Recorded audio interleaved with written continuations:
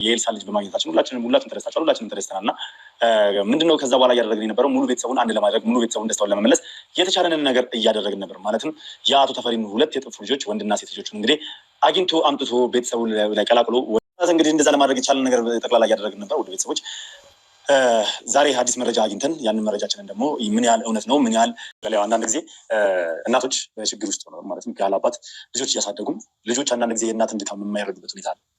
የእናትን ልፋት የማይገነዙበት ሁኔታ አለ። በጣም አስቸጋሪ ይሆናሉ። በተለይ ደግሞ ወንድ ልጅ ሲሆን መጀመሪያ ልጆች ወንድ ልጅ ሲሆኑ አንዳንድ ጊዜ በጣም አስቸጋሪና አፈንጋጭ ሊሆኑ ይችላሉ። እነሱን ለመመለስ መከራ መሄድ አለባቸው ማለት አባታቸው ጋር መሄድ አለባቸው ነው የሆነው። ማነው አባታቸው ጋር ሊወስዳቸው የቻለው ምናምን ካልከኝ አሁንም ያክስቴ ልጅ ናት። በቃ ማለት እሷ ታገኛቸው ነበረ እንደነገርኩ እነዛ ሰዎች መልእክት ለእሷ ይሰጧት ነበረ ይገባሻል ምናምን ብለው የተወሰነ ገንዘብ ሰጣት ነበረ በዛ ሰዓት ላይ እሷ አንቺ ስትጨት አዎ ግን ያው እንደ ምስጋና ነገር የልጆቹ ቤተሰቦችን ናቸው የላኩት አይነት ነገር ነበር የተባለው በሰዓቱ ላይ። ያው ግን አሁን ላይ ልጆቹ ከመጥፋታቸው ካለመኖራቸው ድርድሯም ደግሞ ቆንጆ ሆኖላት ቆንጆ ሁኔታ ሄዱላት ልጆችን አሳልፋ ሰጥታለች። ከዛ ምንድነው ከነ አቶ ተፈሪ የተላከ እንዲመስል ከነ ወይዘሮ ጸዳለ የተላከ እንዲመስል ተደርጎ ገንዘቡን በተወሰነ መልኩ ቀንሳ ለራሷ ከተከፈላት ክፍያ ለማን ነው እነዚህ ልጆች አሳልፋ የሰጠችው? በስንት ብር ነው የሸጠቻቸው? ማነውስ ተደራድሯት እነዚህ ልጆች ከነትዕግስት እናት እጅ እንዲወጡ እንድታደርግ ያደረገው ማን ነው? ለማንኛውም ውድ ቤተሰቦች ይህንን ነገር አሰላሙ አለይኩም ወረህመቱላሂ ወበረካቱን። ውድና የተከበራችሁ ውድ የሆናችሁ ውድ ቤተሰቦቼ እንዴት ናችሁልኝ? እኔ ያለሁኝ አልሐምዱሊላህ። እንደው ከሰነጎንቺ ሰላም ብያለሁ። ሁላችሁም ባላችሁበት ሰላማችሁን ይብዛልኝ። የረመዳን ስራ እንዴት ይዘዋችኋል? አላህ ያግዛችሁ ውድ እህቶቼ። እነሆ ዛሬ በአዲስ ነገር መጥቻለሁ። ሰሞኑ ጠፋ ያልኩኝ ነው እንግዲህ አበረታቱኝ። ቻናሌ ቀዝቅዘዋል። ቤተሰብ ያልሆናችሁ ቤተሰብ ሆኑ። ቪዲዮን እስከ መጨረሻ ይዩት። በላይክ ጀምሩት ፕሊዝ። ቪዲዮን ታያላችሁ ግን ላይክ አታረጉም። ላይክ አድርጉ። ሰብስክራይብ ያላደረጋችሁን ሰብስክራይብ ያደርጋችሁ ተቀላቀሉኝ። በየጊዜ አዳዲስ ቪዲዮ ስለቅ እንዲመጣላችሁ። ይሄ ነገር ከሁሉ ነገር ጽድት ያለ ቻናል ነው ያላችኋለሁ ውድ ቤተሰቦቼ። ዛሬም ባስደንጋጭ ነገር ይዤላችሁ ነው የመጣሁት። ያው እንደምታውቁት የኤልሳ ጉዳይ እድሜ ልኩ የሚያልቅ አይመስለኝም። ኤልሳ ጉዳይ ከተያዘ በጣም ቆይተዋል፣ ግን የሚያልቅ ነገር አይደለም። አንዱ መዘዝ አለቀ ሲባል ሌላ ይመጣል፣ ሌላ አለቀ ሲባል ሌላ ይመጣል። ኤልሳ ጉዳይ አለቀ ሲባል ኤልሳ ጎዳና ወጣች ተባለ፣ እሱን አለቀ ሲባል ልጇ ጠፋ ተባለ፣ እሱም አለቀ። አሁን ልጇም ተገኝቶ አልሐምዱሊላህ እያልን ወንድምና እህቶቿ በመፈለግ ላይ አሉ በህይወት። እነሱ የሚያሳድጉ ሰዎች አሉ፣ እነሱ መጠየቅ አለብህ ተብሎ ሉል ወደዛ ከነዛ ሰዎች እንዲገናኝ ሆኖ ነበር። ስለዚህ ግን ያጋጠመው ነገር በጣም አስደንጋጭ የሆነ ነገር ነው። በሰው ህይወት ላይ በዚህ ልክን ሰው ለብር ብሎ ምንም ማያውቃቸው ያልወለዳቸው የሰው ልጅ እውነት አስመስሎ እውነት ተደርጎ በዚህ ልክ የሰው ልጅ ለብር ብሎ መሸጥ በጣም ከባድ ነው። ወዴት እንደምንሄድ እኔ አላቅም። የኢትዮጵያ ህዝብ ወዴት እንደሚያመራ እኔ አላቅም። የኑሮ ውድነት ይሁን ጭካኔ የበዛበት ይሁን እኔ አላቅም። የኑሮ ውድነትን በዚህ ልክን የሰው ልጅ መሸጥ ማለት በጣም ከባድ ነው። በስነ ስርዓት አድገው በስነ ስርዓት የሚማሩ ልጆች ቤተሰባቸው የፈለጋቸው ነው፣ ቤተሰባቸው ይፈልጋቸዋል ብላ አንድ ሴት ከነ ኤፍሬም ጋር ከናቶ ኤፍሬም ጋር የምትተዋወቅ ሴት ናት። ቤተሰባቸው ጋር ሊወስዳቸው ነው። እነሱ አምጪ ብለውኛል ብላ ነው የዛ ከኛ ቤት የወጣችው ብላ ነው የተናገረችው። ምክንያቱም እቺ ዛሬ መረጃ የሰጠችዋለች ብዙ ጊዜ ከእሷ እነዚህ ልጆች እሷ ጋር መጥቶ ነው ያደጉት፣ እሷ ጋር መጥቶ ነው የኖሩት። ዛሬ ግን ካደጉ በኋላ ትምህርት ቤት ሂደው ሲመጡ ጊዜ በአቶ ኤፍሬም ሰዎች የተጨነቁ ያስጨናነቋቸው፣ በየመንገድ የጠበቋቸው አንድ ቀን ይዘናችሁ እንሄዳለን እዚህ ቤት ለምን መጣችሁ ተብለው ሁሌ እና ትምህርታቸው በሰቆቃ ነው የሚማሩት የነበረው። ለምን ብትሉኝ በየመንገድ በትምህርት በሄዱበት በሙሉ የአቶ ኤፍሬም ሰዎች ነው የሚያስጨናንቋቸው ነበረው። የአቶ ኤፍሬም ወይስ አቶ ኤፍሬም ኤልሳን አግቶ ኤልሳን አባት በሽተኛ አድርጎ እናቱም እንደዛ ስህር አድርጎ ወይስ በመድኃኒት አደንዘዋት መንገድ ለመንገድ ጎዳና ተዳዳሪ እንድትሆን አድርገዋት የኤልሳን አባት ለስንት ዓመት ድረስ በሙሉ ፓራላይዝ አድርጎ አስቀርቶት ነበር። ግን ሉል ደርሰውለት ነው ከዛ ስቃይና ከዛ መከራ ያወጣው። ኤልሳም ያው እንደምታውቁ ሚስቴናሽ አገባሻለሁ አኖርሻለሁ ብለዋት ዛሬ የት ላይ እንደ ጣላት እናውቃለን። ሲጀመር ደግሞ ልጁ የእሱ ልጅ እንዳልሆነ ተሰምተዋል። ምክንያቱም ኤልሳ አቶ ኤፍሬም በሌላ ሰው ነው ያስደፈራት። እኔ ሚስቴ ነሽ፣ ከኔ ጋር ትኖሪያለሽ፣ እኔ ያኖርሻለሁ፣ እንደፈለሽ ትኖሪያለሽ ብለዋት፣ ግን እሱ በሌላ ሰው አስደፍረዋል። ልጁ የሌላ ሰው እንደሆነ ነው የታወቀው። ያው መቼ በዲኒየር ምርመራ አልተደረገም። ነገር ግን ኤልሳን በተናገረችው ነው እንደዚህ ነገር የምናገራቸው። ብዙ ያልወጡ ሚስጥሮች አሉ። ብዙ የተደበቀ ሚስጥር አለ። አቶ ኤፍሬም ያው እስካሁን ፈርተዋል። አገር የገባ ነገር የለም። አገር ቢገባ አልቆለት ነበር። የእጁ ነው የሚያገኘው የነበረው። በሰው ህይወት ላይ እንደተጫወተ የሰው ህይወት እንዳጠፋ አንድ ቤተሰብ ሙሉ ቤተሰብ ነው የበተነው። አስቡት። ንብረታቸው ቀምተው ህይወታቸው ቀምተው እናታቸው ቀማት። እሱን ያው ፈጣሪ ቀድሮ ብትሞትም ቀዳዋ ደርሶ ብትሞትም ግን በዚህ ልክን እናትና ልጅ እናትና ባል ሚስትና ባል አባትና ልጅ ተለያይተው እንዲኖሩ ያደረገው አቶ ኤፍሬም ነው። አቶ ኤፍሬም የኢትዮጵያ ህዝብ በሙሉ መነሳት አለበት። ሁሉም ሰው ልዑል ብቻ አይደለም፣ ሁሉ ሰው መነሳት አለበት። የመንግስት አካላትን በሙሉ ተነስቶ የሄድ ሰውየው መታሰር አለበት።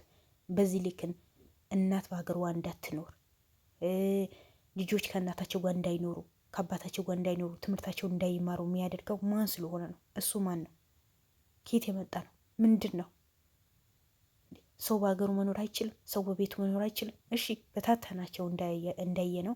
በትትን አድርገዋቸዋል። እንዳለ በሽተኛ አድርገዋቸው፣ አንዱ ፓራላይዝ፣ አንዱ ጎዳ እንዲወጣ እንዲስት፣ ኤልሳ ደግሞ እንደፈለገችበት ቦታ እንድትኖር በቃ ያልሆን ነገር እንድታስብ አድርገዋታል። ግን እነዛ የሰው ቤት ጥገኝነት ጠይቀው የሚኖሩ ልጆች ሰው ለፈጣሪ ብሎ የሚያሳድጋቸው የሚያበላቸው የሚያስተምራቸው ልጆችን ለምን ነው በዚህ ልክ የሚያሰቃያቸው? ለምንስ እንዲታገቱ አደረገ? ለምን ሰው አንድ አጥፍቶ ሁለት አጥፍቶ ሶስት አጥፍቶ አይበቃውም እንዴ? ሙሉ ቤተሰብ በቱን አይበቃውም እንዴ? ንብረታቸው ቀምቶ ነው ያለው። እሱ ሰርቶ አይደለም። የአቶ ተፈሪ ንብረት በሙሉ ቀምቶ ነው የሚኖረው። ሰው አንድ ነገር ቀምቶ አርፎ አይቀምጥም ወይ? ንብረቱ ቀምቼ እናታቸው ትከሰኛለች ብሎ ፈርቶ ነው? ወይስ ልጆቹ ካደጉ በኋላ ያጠፉኛል ወይ ይወርሱኛል፣ ንብረቱ ይጠይቁኛል ብሎ ፈርቶ ነው? ሙሉ ቤተሰብን በዚህ ልክን ቁም ስቃይ የሚያበላቸው፣ በዚህ ልክን ባዶ የሚያደርጋቸው፣ ወይ ከንብረታቸው አይሆኑ፣ ወይ ከቤታቸው አይሆኑ፣ ወይ ከአባታቸው አልሆኑ፣ ወይ ከእናታቸው አልሆኑ፣ ወይ ከእህታቸው አልሆኑ። አስቡት። አሁን የት እንዳሉና የት እንደገቡ አይታወቅም። ደግሞ አንድ የሰውን ህይወት የሚያሳዝናትን ለብር ብላ ዛሬ ከገጠር መታ አዲስ አበባ ላይ አለች የተባለች ሀብታም እነሱ ሽጣ ነው። በእነሱ ብር ነው ዛሬ ከገጠር ተነስታ መታ አዲስ አበባ ላይ አለች የተባለች ሀብታም የሆነችው። ሰላም ከሌለ ፍቅር ምን ያደርጋል? ሀብት ምን ያደርጋል? ፍቅር ከሌለ ሰላም ከሌለ የሰውን ህይወት ነጥቀን ሰውን ጎዳና ላይ እንዲወጣ አድርገን ልጅ ከእናቱ ለይተን ልጅ ከአባቱ ለይተን የፈለገ የዓለም ብር ቢኖረን ምንድነው የሚያደርግ? ምንድነው ጥቅሙ? የሰው ልጅ አይምሮውን ካልተረጋጋ፣ ልቡ ካልተረጋጋ፣ ጥሩ ስሜት ከሌለው፣ ጥሩ እንቅልፍ ካልተኛ ሀብትነቱ ምን ያደርግለታል? ምን ያደርግለታል? በዚህ ልክ የሰውን ህይወት ቁም ስቃይ ያሳቱ። አቶ ተፈሪ ወይ ከሚስቱ አልሆነ ወይ ከልጆቹ አልሆነ፣ በሁሉም ነገር ያጣ። አያሳዝንም? ንብረቱ ቅርብ ብሎ ትቶት ነበር፣ ግን ሚስቱ አጣ። የው ልጁን እንዳያችኋት ኤልስ እንዴት እንደሆነች። ዛሬ ግን ሁለት ልጆች አሉ በተባለ ሰዓት የሉም። የት እንደገቡ አይታወቅም። በአቶ ኤፍሬም ሰዎች ገብተዋል። 2 ዓመት ሆኗቸዋል ነው የተባለው። አሁን የት ተብሎ ነው የሚፈለጉት? ለማን ነው አቤት የሚባለው?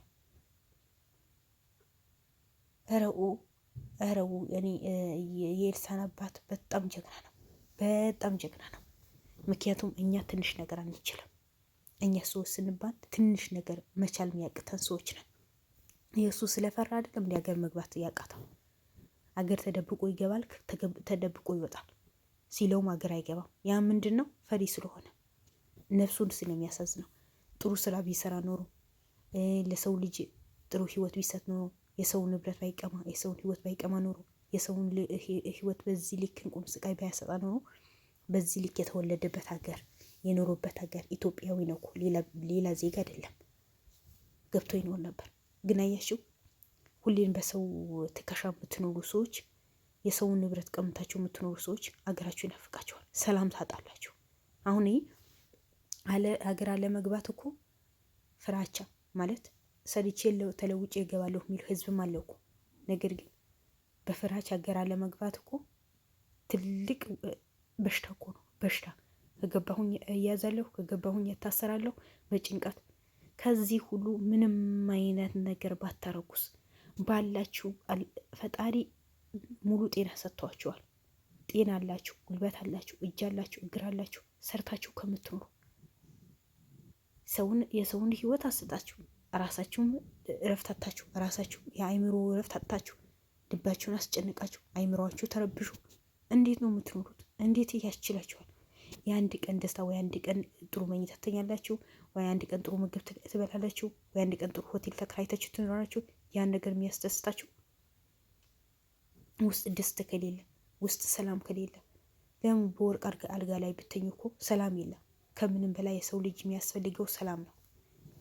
ሰላም ከሌለ ግን እንዴት መኖር ይቻላል? በምንኛ ሁኔታ? ወዴት ያመራችሁ ነው? የሰው ልጅን በዚህ ልክን ማሰቃየት ማለት ምን ይሉታል? እኔ ውድ ቤተሰቦች በጣም የገረመኝ ነው። አንዱ አለፍ ነው ሲባል ሌላ ይመጣል። አንዱ አለፈው ሲባል ሌላ ይመጣል። ምንም የሚያስደስት ነገር የሚሰማ ነገር የለም። ሁሌ መከራ ነው፣ ሁሌ ስቃይ ነው። እነዚህ ልጆች ምን ዕዳ ወጣባቸው? ሁሌ ስቃይ፣ ሁሌ ህይወታቸው መስዋዕትነት የሚከፍሉበት ነገር እኮ ምንም ነገር የለም እኮ። እነሱ ግን የሀገራችን ዜጋ እናገላግል፣ እናት አባቶቻችን መሰቃየት የለባቸውም፣ እኛ ያለን ህዝባችን መሰቃየት የለበትም ብለው ይሰራሉ እንጂ ምንም በር ተከፍሏቸው ወይ ተገደው አይደለም። ምንም ያገባቸው ነገር እኮ የለም። ነገር ግን በዚህ ልክን ህዝቡን ያገለገሉ፣ በዛው ልክን ደግሞ እነሱ ለመጉዳት የሚነሱ ሰዎች አሉ። ለምን ተነካን? ለምን ታወቀብን? ምክንያቱም እነሱ በሰው ህይወት ላይ የሚቀሙት፣ የሰውን ብር የሚቀሙት፣ የሰውን ንብረት የሚቀሙት ነው የሚያስደስታቸው። ደስታ እኮ የለም። ለጊዜ ደስታ፣ ለአንድ ቀን ደስታ እኮ ነው የምላቸው። ተው ወገን፣ ራስ በራሳችን እንተሳሰብ። በዚህ ልክን ሰውን አትጉዱ። በዚህ ልክን የሰውን ንብረት አትበትኑ። በዚህ ልክን የሰው ጎጆ አትበትኑ። ነገ የእናንተ ጠፋንት የት እንደሆነ ለነገሩ እናንተ ጠፋንት በምን ታውቁታላችሁ? ኑሮ ሲኖራችሁ አይደል? ትዳር ሲኖራችሁ አይደል እንዴ? ትዳር ቢኖራችሁማ የእጃችሁ ታገኙት ነበር። ሰው የዘራውን ነው የሚያጭደው አይደል እንዴ? እኔ አላቅም፣ ምን እንደምላችሁ አላቅም ቤተሰቦች። በተለይ አቶ ተፈሪ በጣም ነው ያሳዘነኝ፣ ከምላችሁ በላይ ያሳዝኖኛል። በሁሉም ነገር ተገፍቶ ይችለዋል እንዴ? ምን አይነት ጠንካራ አባት ቢሆነው፣ ምን አይነት ጥሩ አባት ቢሆነው፣ ምን አይነት ፈጣሪ ጥሩ ልብ ቢሰጠው፣ ምን አይነት ጠንካራ ልብ ቢሰጠው ነው። ሚስቱ አጣ፣ የልጅ አጣ፣ ልጆቹ አጣ፣ ንብረቱ አጣ። ግን ዛሬም ደህና ነኝ ፈጣሪ ይመስገን ብሎ ነው የሚኖረው። ሁሉም ሰው እንደሱ አይነት ጀግና ቢሆንስ? አቶ ኤፍሬም የእሱ ጓደኛ ነበርኩ። ከእሱ ጥሩነት ከሱ ብትማር፣ መጥፎ ከምትማር ጥሩነት ከሱ ብትማር፣ ሰው ቢወድ ለሰውን ጥሩ ነገር ብትሰራ፣ በሄድክበት በሆኑ ክፋት ከምትዘራ፣ በሄድክበት በሆኑ ሰው ከምታስለቅስ፣ በሄድክበት በሆኑ እናትና ልጅ ከምትለያይ፣ በሄድክበት በሆኑ የሰው ኑሮ ከምትበትን፣ ባልና ሚስት ከምትለያይ፣ ያልሆነ ውስጥ እንዲገቡ ከመታረግ አንድ ጥሩ ስራ ሰርተህ ውስጥህ ቢደሰት፣ አንድ ጥሩ ስራ ሰርተህ ህሊናህ ቢያርፍ። ሰው እኮ ከጥሩ ጓደኛ ጥሩ ነገር እኮ ነው የሚማረው። አንተ ግን ምንድነው ተምረህ ወጣ ነው በዚህ ልክን ከሰው ተራ የወጣው? ሰው ብትሆንማ በዚህ ልክ በሰው ላይ ጭካኔ ያሰራም ነበር። ልጅና አባት በዚህ ልክ፣ እናትና ልጅ በዚህ ልክ አትለያያቸው ነበር ወይ? ንብረታቸው አልተውኩላቸው ወይ ራሳቸው አልተውኳቸው እንዴ? አሰቃያቸው እኮ እንደ ወደ ነገሩ አንተ እኔ በምን ትሰማኛለህ ብዬ ነው ማወራው። ለተሰማይ አንድ ቃል በቂ ነው ይባላል። አንተ ህዝብ፣ የኢትዮጵያ ህዝብ በሙሉ ቢያለቅስብህ ምንም አይመስልህ። ጀግና ነህ እኮ ጀግና የሚባሉትን ቤተሰቦቼ በተቻለን አቅም ልውልን እናበረታታው። እነዚህ ሰዎች ቻናሉ ሊያዘጉበት ይችላሉ። ምክንያቱም በየበኩል የሄደባቸው ሚስጥራቸው ያወጣ ስለሆነ ያንዳንዱ እነሱ የደበቁት ነገር በሙሉ ያወጣ ፈርፍሮ ያወጣላቸው ስለሆነ ጉዳቸው የኢትዮጵያ ህዝብ እንዲያውቅ ያደረገ ስለሆነ እነዚህ እንኳን የዚህ የትንሽ ቻናል ተውትና የሰውን ህይወት የሚያሳዝናቸው ሰዎች ሊያዘጉበት ስለሚችሉ በተቻለን አቅም በላይክ በሼር ሰብስክራይብ ያደረግን እናበረታታላችኋለሁ ውድ ቤተሰቦች። ምክንያቱም ይሄ ጀግና ከምንም በላይ የሚገባው ጀግና ነው። ምንም ነገር ቢደረግለት የሚገባው ጀግና ስለሆነ ወዳቸዋለሁ። ባይ ባይ። እኔ ማበረታቱኝ